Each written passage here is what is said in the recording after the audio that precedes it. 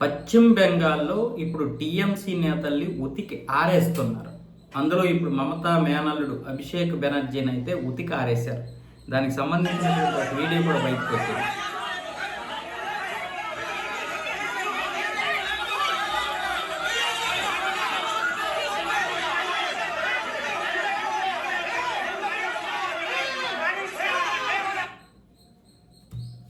చట్టాన్ని ప్రజలు చేతిలోకి తీసుకోకూడదు అంటున్నారు.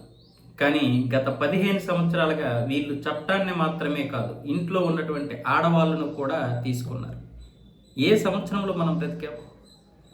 ఇప్పుడు బ్రిటిష్ వాడు అలా చేశాడు ఇలా చేశాడని, లేకపోతే ఏదో రాజుల కాలంలో ఇలా చేశారు అలా చేశారని వినేవాళ్ళం. కానీ మొన్నటి వరకు ఇలాంటి దారుణాలు చేశారు. ఒక్కొక్క లంజా కొడుకు ఇంట్లో ఉన్నటువంటి ఆడవాళ్ళని, అమ్మని, చెల్లిని, అక్కని ఎత్తుకెళ్తే ఈ లంజా కొడుకు మాట్లాడేటటువంటి మాటలేంటి?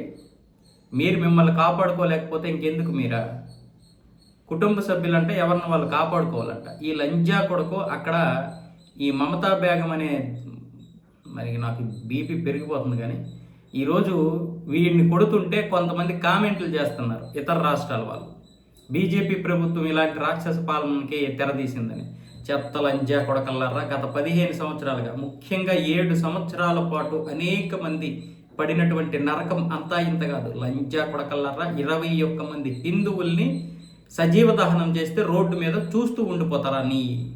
ఎంతమంది రోహింగ్యాలు వచ్చారని కాదు, హిందువులకి ఎంత సేఫ్టీ ఉంది అక్కడ. ఒక్కొక్కడు బ్రతకలేక బయట రాష్ట్రాలకి పరిగెట్టొచ్చి ఇక్కడ డబ్బు పంపిస్తే మనీ ఆర్డర్ చేసిన లంజా కొడకలు తీసుకునే వాళ్ళు, లేదు అనుకుంటే అక్కడ వాళ్ళ బ్యాంకుల్లో కూడా వాళ్ళకి రూపాయి రానిచ్చే వాళ్ళు కాదు. ఒక్కొక్క లంజా కొడుకు ఎలాంటి పనులు చేశారో మీకేం తెలుసు?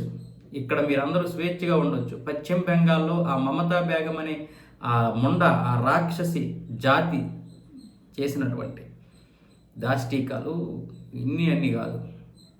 మళ్ళీ ఒక్కొక్కడు ఇక్కడ కూర్చొని మాట్లాడుతున్నాడు. ఒక్కొక్కడు వేదవలో ఇలాగే కూర్చొని మాట్లాడుతున్నారు చెత్త లంజా కొడకలు.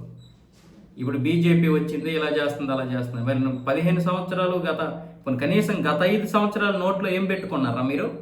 బయట రాష్ట్రాలు వెళ్ళి బ్రతకలేక, అక్కడ ఆస్తులు వదులుకోలేక వాళ్ళు చాలామంది భయపడిపోయి, ప్రాణాలకు భయపడిపోయి ఇతర రాష్ట్రాలు వచ్చేస్తే వాళ్ళు మళ్ళీ వెళ్ళేసరికి వాళ్ళ ఆస్తులు ఉండేవి కాదు, ఆ ఇల్లులు ఉండేవి కాదు, మొత్తం కబ్జాలు చేసేవాళ్ళు.